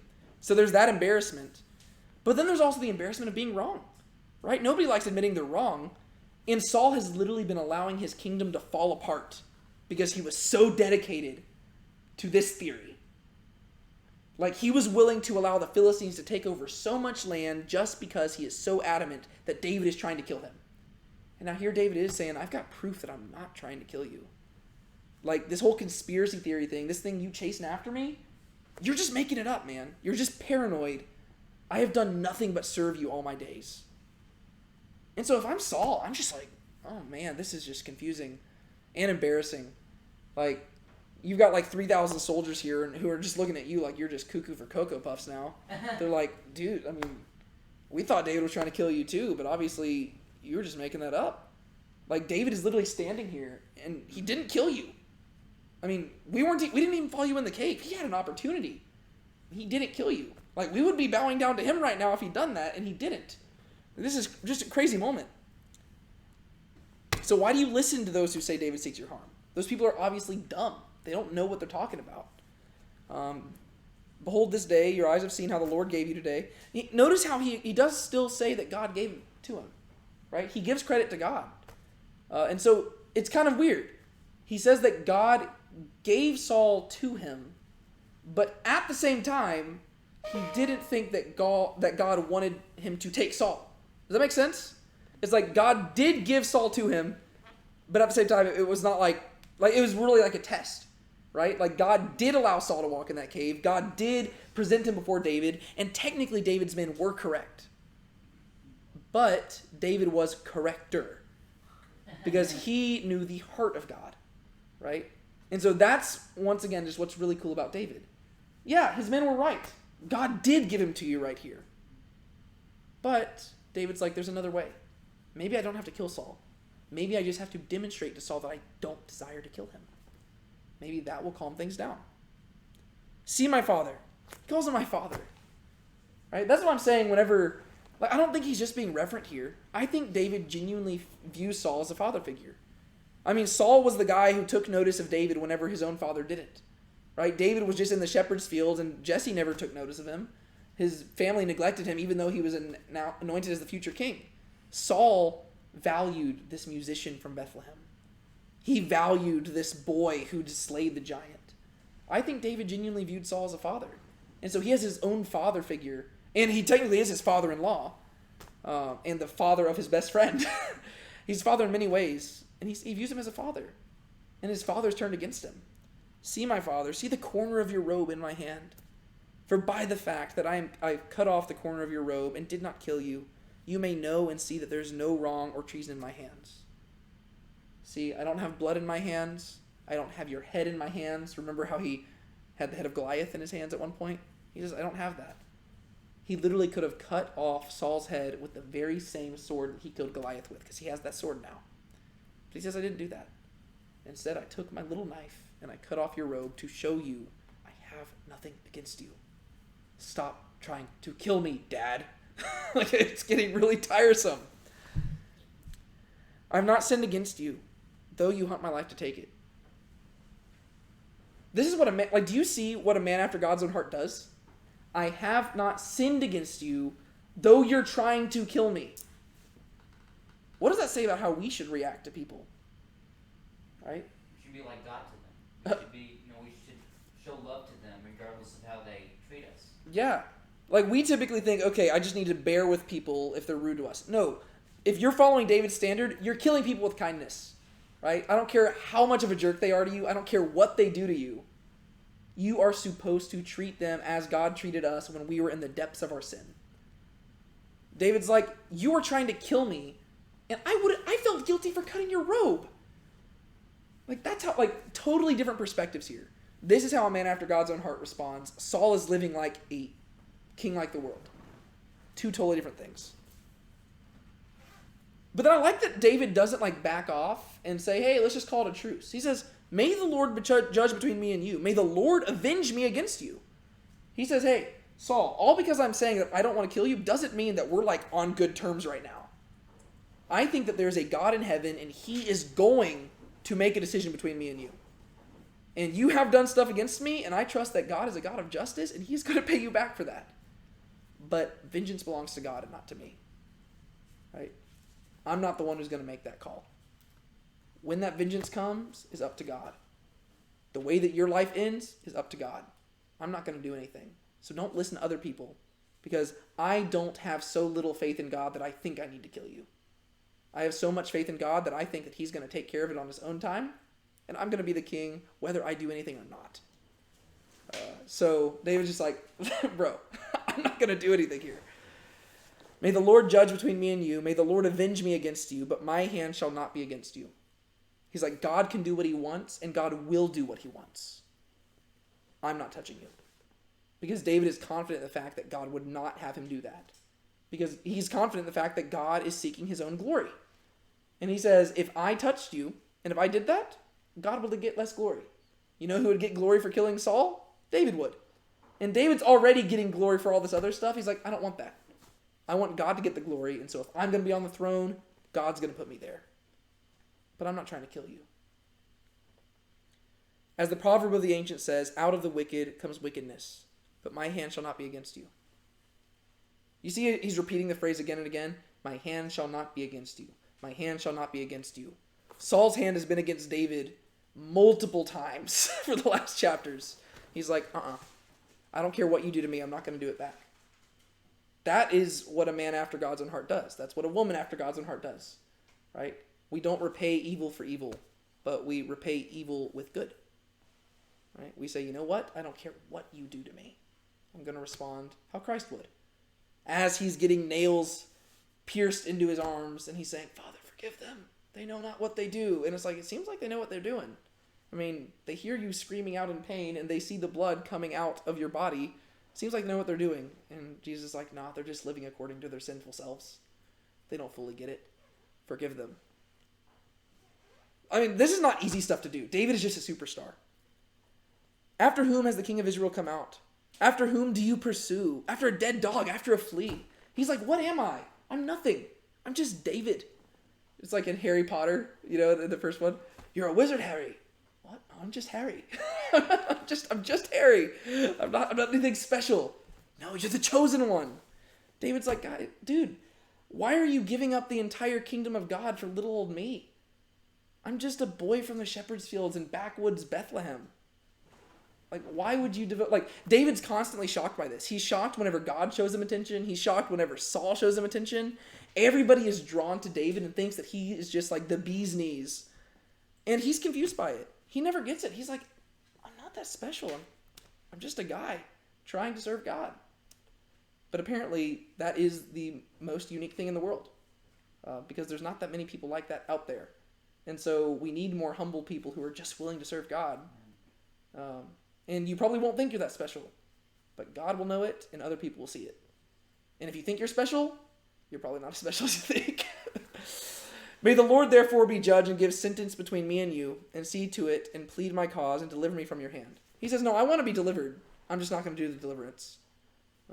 God's going to take care of it, and you'll just have to deal with that when it happens. All right, let's finish up this chapter. As soon as David had finished speaking these words, Saul said, is this your voice, my son David? Oh, wow. No longer calling him son of Jesse, I see. And Saul lifted up his voice and wept. He said to David, you are more righteous than I, for you have repaid me good, whereas I have repaid you evil. And you have declared this day how you have dealt well with me, and that you did not kill me when the Lord put me into your hands. For if a man finds his enemy, will he let him go away safe? So may the Lord reward you with good for what you have done to me this day. And now behold, I know that you shall surely be king, and that the kingdom of Israel shall be established in your hand. What? Crazy. Swear to me therefore by the Lord that you will not cut off my offspring after me, and that you will not destroy my name out of my father's house. And David swore this to Saul. Then Saul went home, but David and his men went up to the stronghold. Ominous little ending there. Okay, what happens here? Saul has a complete change of heart. Uh-huh. Saul Yeah. realizes he's made mistakes. Everybody makes mistakes. Everybody has those days. Yeah. Hannah Montana. She made quite a big mistake herself. Yeah. It's true. Yeah. She was prophesying her own future. Yeah. Is Miley Cyrus also among the prophets? Okay. Sorry. Okay. That went way further than it needed to. Okay.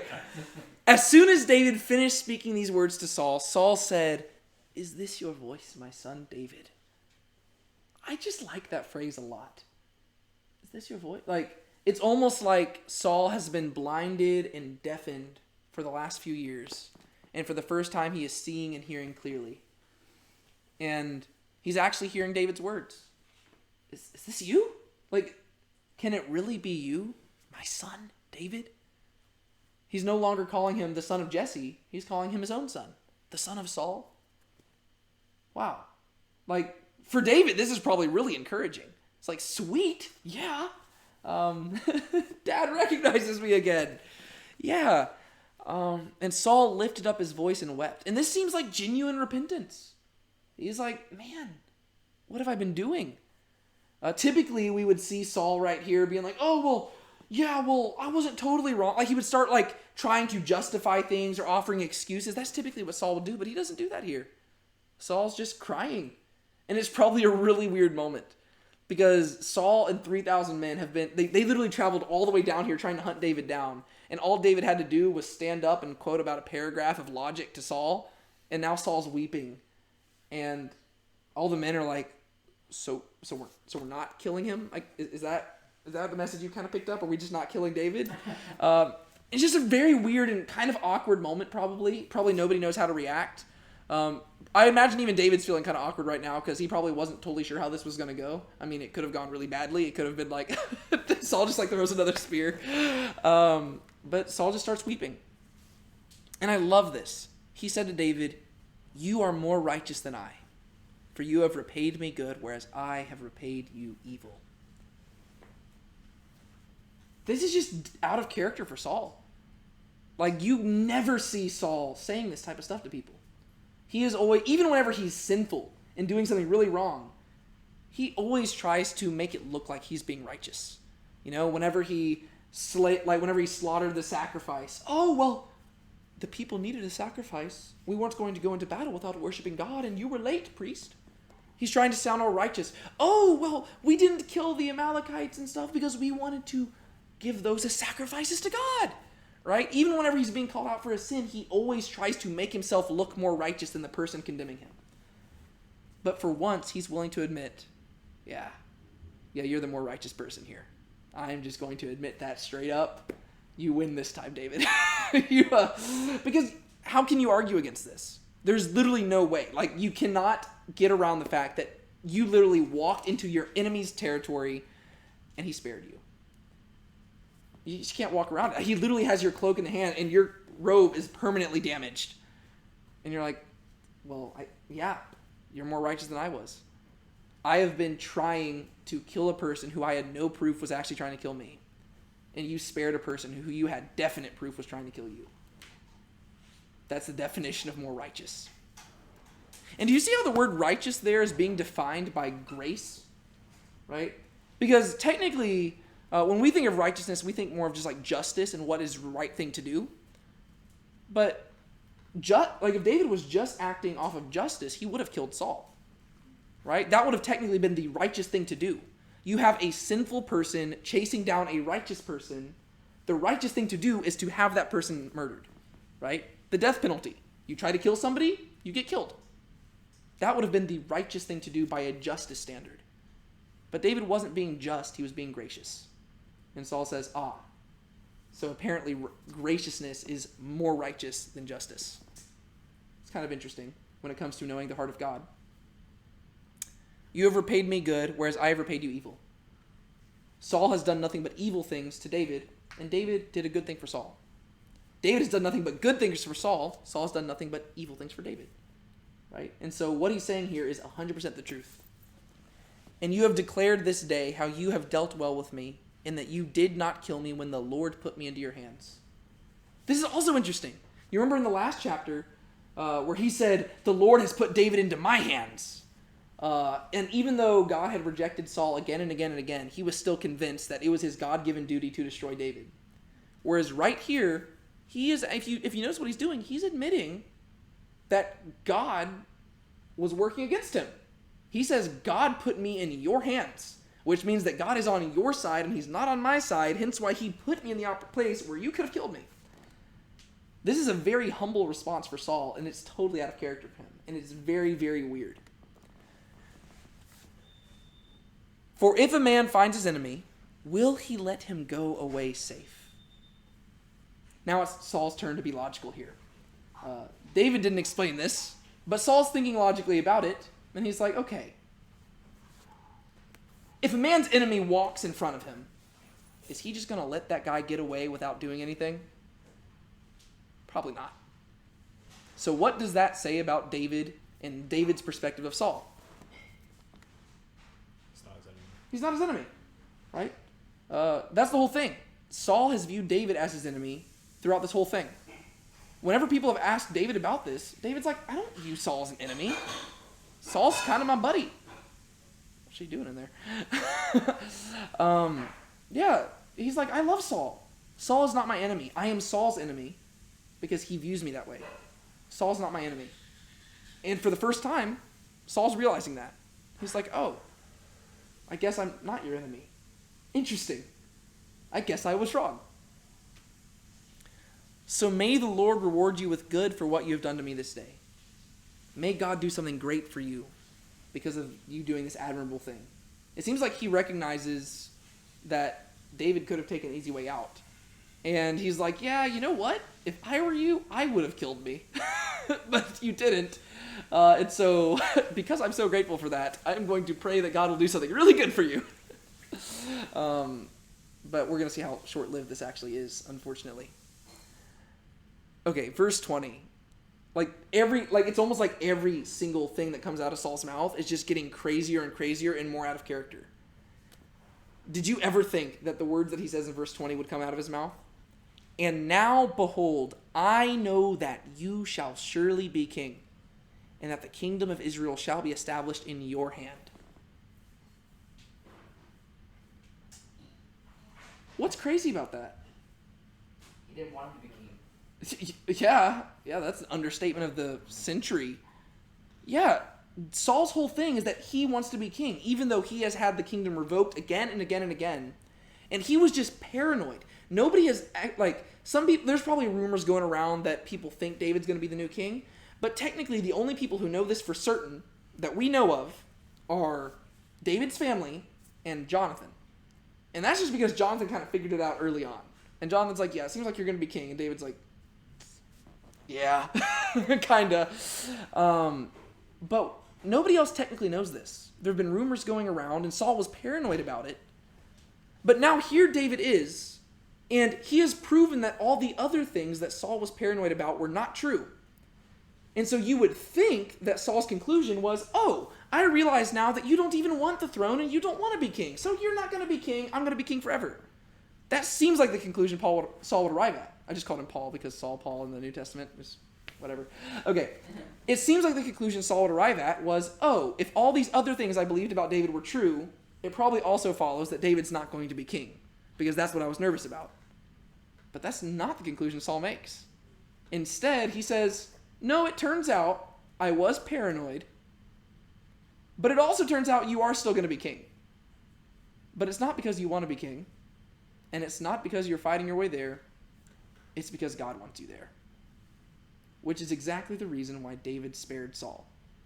Because he wanted the people to know that God is going to put him on the throne. And what better sign than the fact that the guy who is literally the one on the throne right now is recognizing that.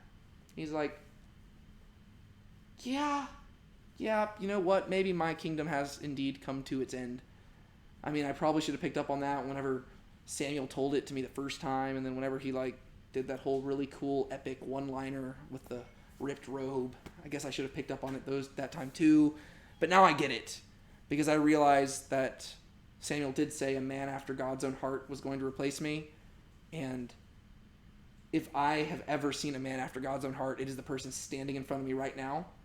And you know what the ironic thing is? What does David have in his hand? Saul's robe. What did Saul formerly have in his hand whenever the kingdom was rejected against him last time?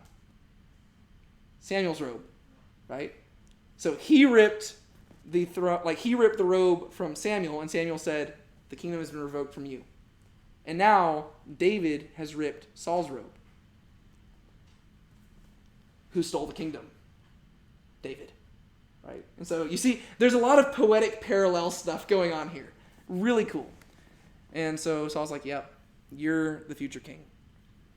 But then you see the kind of characteristic Saul coming back in here, and he's going to be like, okay, I'm going to try to twist this for my own personal gain here.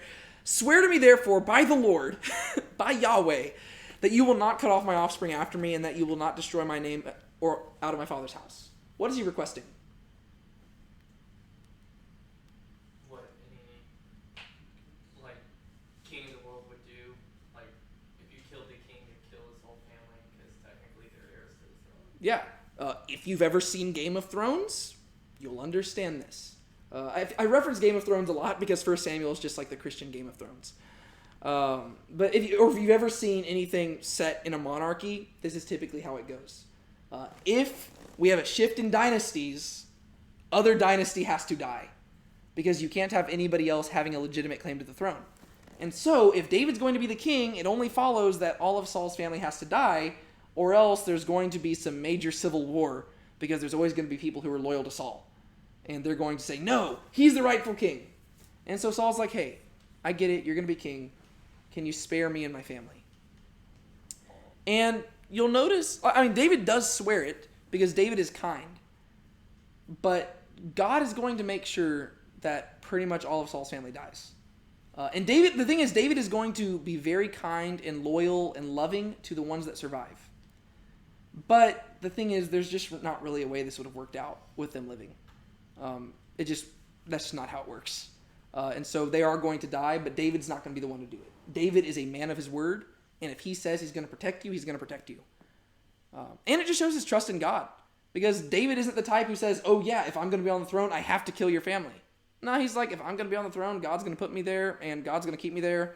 I don't care if your family lives or dies. It doesn't really affect me at all. I'm not really playing that whole game thing. I'm just trying to be faithful to God. And so, I mean, I know other people would try to kill your family. I wasn't planning on doing that anyways. Hence why I didn't kill you. Like, it's like, did you not get the point? I have nothing against you. I'm not planning on killing you. Not planning on killing your family. Yeah, so he swears that.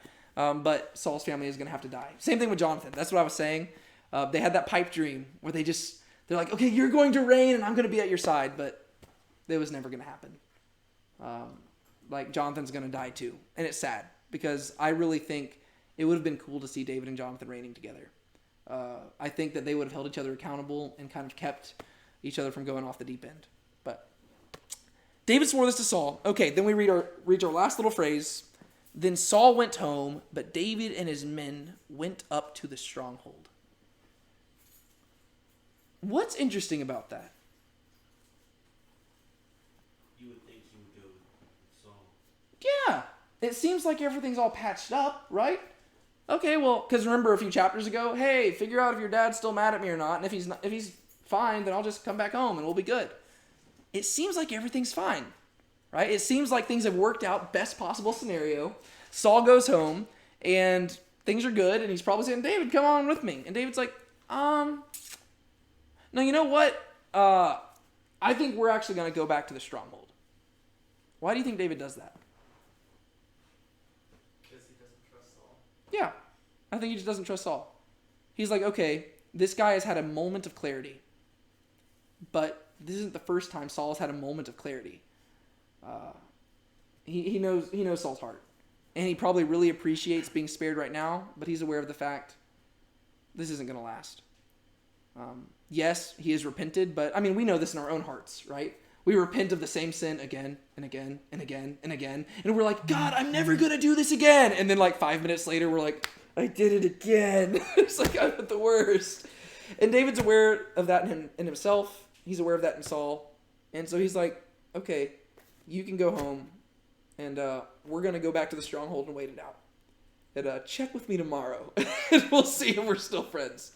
And unfortunately, it is going to be short-lived. And we're going to go into the next chapter, and guess who's going to be chasing after David again? Saul. And it's going to go on for the rest of the book until Saul dies. And so that's the unfortunate reality. And guess what? This is not the last time that David's going to spare Saul's life, because David's just a superstar. But yeah, so it is short-lived. And they go back to the stronghold. I think I mentioned this 2 weeks ago. In Hebrew, the word stronghold is Masada, which there is actually a place in Israel called Masada. Most likely it is not the same place, but it is in the same region. It is in the Dead Sea region, and you can look it up right now. It's actually really cool. It's this mountaintop fortress. It's called Masada because it is a stronghold. It probably dates a little bit later than the time of David, really closer to the New Testament time period, because a lot of major stuff happened there, specifically after the time of Christ. But it's really cool. If you want to kind of picture what is being talked about here, you can go look up Masada and probably picture what type of place David is staying in here with his men. And so, yeah. Okay, real quick. I know that it's already 9 o'clock, and so we've gone a little bit longer than normal, but that's because we spent a lot of time on context, and it's because this is a really good chapter. Application-wise, what do we do with this chapter? We've kind of addressed a few different things here and there, but what can we learn to apply here? Don't be vengeful. Don't be vengeful, right? There's one thing right off the bat. The Bible's very clear. Vengeance is mine, declares the Lord. And if you go to the New Testament, it actually gives us a very positive look at this. It says whenever you are actually kind to somebody who does something evil against you, it is equivalent to pouring hot coals upon their head because it destroys them. Because usually whenever somebody does something bad against you, they want you to respond in a negative way because then it justifies their actions towards you. But whenever you do something bad against them and then you respond graciously, well, then they're just stuck living with the fact that they're just jerks. And they have to go home and they're like, man, that person is more righteous than I. They repaid me with good and I repaid them with evil. Like, it's like, man. And then they just have to think about it. And obviously you're not wanting to do this in a way that's like sarcastic. Because it's possible to do that, right? You know, somebody's being a jerk and you're like, I'm just going to be nice. Like, that's just going to make them angrier. And you're probably just kind of being a jerk there too. You're just being mean in a fake nice way. Don't do that. It's got to be genuine. It's got to come from the heart, right? So there's one thing. Don't be vengeful. What about, okay? I noticed during the Bible study, you pointed out that we are to not be overcome with evil, but to overcome evil with good. And that is actually in Romans 12, verse 21. Do not be overcome by evil, but overcome evil with good. Isn't that also around where it says the vengeance is mine thing? I think it's probably around the same thing. I wouldn't be mind if... Like 12 or 13 or something. Yeah, like if you go like to verse 12 or something like that, it probably says the same thing that I was just quoting, because I wouldn't be surprised if Paul was literally just studying this passage. There's a lot of the times where Paul is like writing letters and I'm like, I think I know what Old Testament passage he was studying whenever he wrote this, because he uses the same language. It's not in Romans 12, but I think it is in Romans. Is it not? I don't know. I don't even... Where's my phone even at? Let's see. Okay, what other type of stuff? I'll look it up real I quick. think it's like Romans 21. There aren't 21 chapters in Romans, but... That's right. Yeah. 12:19. Romans 12:19. It's right there. So it's literally just a few verses above what you were just saying. I'm Yeah. blind. Yeah. Come on. Shh, Ben. All right. What other type of application stuff do we got here? Let God deal with your enemies.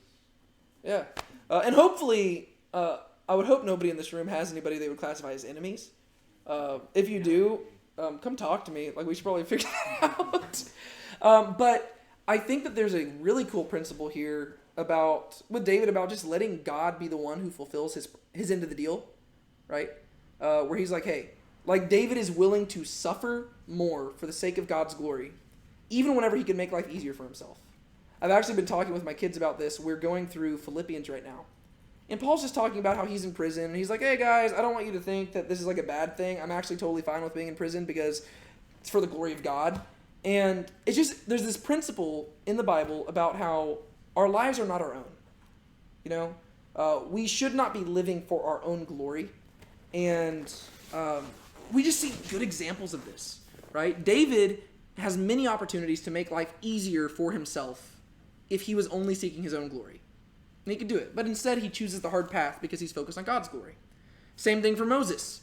There's a point where Moses is leading the people through the wilderness, and God says, you know what? I'm going to wipe these people out. I'm going to start again with you. And Moses could be like, that sounds fantastic. But instead he says, but God, what about your glory? Everybody knows that you took the people out of Egypt. Are you going to destroy them here? Because then they're going to think that you're just a vengeful and mean God. Rather, forgive them, and I will just deal with them for the next 40 years. You know, and like, so Moses sets aside his own glory for the sake of God's glory.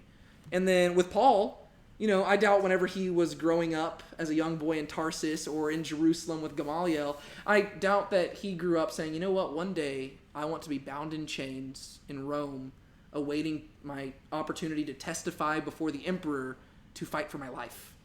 I doubt he said that. I also doubt that he said, one day I want to be marched across a courtyard and have my body laid prostrate and my neck presented before a big old sword so that a guy can take it out and chop my head off. I doubt that Paul, growing up, said that that's what he wanted for his life. But instead, he recognized, my life is not my own. I was bought at a price. And so he realized he was living for the glory of God. And I think that's one thing that we struggle with a lot in America, because we grow up being told, choose your own path, you know, the American dream, forge your own destiny. Where do you want to be in 10 years? What do you want to do with your life? And that's just not what the people in the Bible were concerned with. They're like, it's not about what I want to do in life. What does God want me to do in life? And, you know, whether that ends up being a shepherd, or whether it ends up being a king, or whether it ends up being a fugitive living in a cave, or a prisoner bound in chains, or a person getting their head chopped off, so be it. It shouldn't be about us. And I just think that's really cool. And I think we see that with David. I think that we see that with a lot of the faithful people, where it shouldn't be about our own glory. And we spend so much time focusing on our own glory. And it's like, how can I do things that make myself look good in front of everybody? I mean, I face this right now, right? How can I be the best Bible study leader ever? How can I make it to where when people talk to me, it just feels like biblical knowledge is flowing out? And that's a temptation I'm constantly facing, both here, whenever I'm at school teaching the kids. You know, I want to be known as the Bible study guy. You know, I want to be the best. But I've got to remind myself it's not about that. It's not about my glory. It shouldn't be. If I'm teaching the Bible, it should be to point past myself towards the one who does deserve the glory, right? And so I think that's just something we need to keep in mind. I think David's a really good example of that. He's like, nah, yeah, I see that God probably did put this guy in front of me and he's giving me a choice, but God gets more glory if I just suffer for a little longer. Because it seems like really God did give him the opportunity, right? I mean, they say God put Saul in front of you. God gave David a clear choice. You can take him out right now if you want. And David said, yeah, but then I get the glory and you don't. No, I think I'll hang out in the desert a little longer and I'll let you take care of it. That's just cool. I like that a lot. So there's definitely application. How about let's find one more application point and then then we'll wrap up. I know, I'm sorry this one went a little bit longer. Blame the people on the camera right there. Y'all better like and subscribe to this. Talking to the 5 people who are going to watch this. Respect to God is put Or in anybody, right? positions Yeah. of power. Wait, what's that? Respect to God is put in positions of power. Respect who God put in positions of power. Absolutely. That is something that is interesting, right? David respects Saul even though Saul is not a good leader. Saul is a tyrant. He is bad. The Bible does not say only submit to godly authorities. Whenever Paul is telling people to submit to authorities, you know who's in charge at that time? Nero. Do you know what Nero did to Christians? He lit them on fire and hung them up on the streets and called them Roman candles. Yeah, does that sound like a good guy? No. And Paul says, submit to him. Not because he's godly, but because God has put authorities in charge. But if you are a Christian who has been put in authority, you know what he says? Don't abuse authority. Right? Don't be part of the problem, be part of the solution. If God put you in authority, you aren't supposed to be using it to abuse people. You're supposed to be using it to serve them. And so if you're in authority, you submit to authority no matter what, unless they're telling you to expressly do something that disobeys God. In that case, God's authority surpasses theirs. But in other cases, even if it's something you don't understand, I can't believe they told me to do that. We struggle with that in America because we live in a democracy. And if they tell me to do something I don't want to do, well, this is a democracy. They're still in authority. That's hard to wrestle with, right? Especially because the reason why America was born was because we were rebelling against authority. So we've got this like ingrained in our mind. But we've got to figure out how to do that. And we've got to figure out where the right balance is there. But good point. All right, cool. There's some application stuff to munch on, think about. Cool. One of y'all want to close us out in prayer? Not everybody all at once. Or we can all pray at once. No, I'm kidding. Go for it.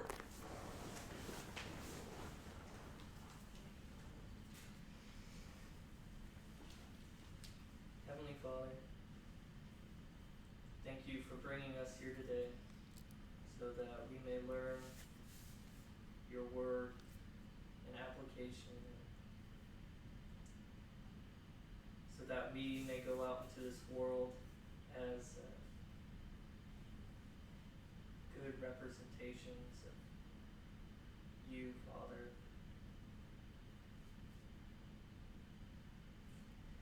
And Father, I pray that this chapter light a fire inside all of us, so that we may go out this week and for the rest of our lives and show that forgiveness and grace and hesed to the people who try to do us wrong. And I pray, Father, that all of us get home safely tonight. Thanks in your Son's holy name I pray. Amen. Amen.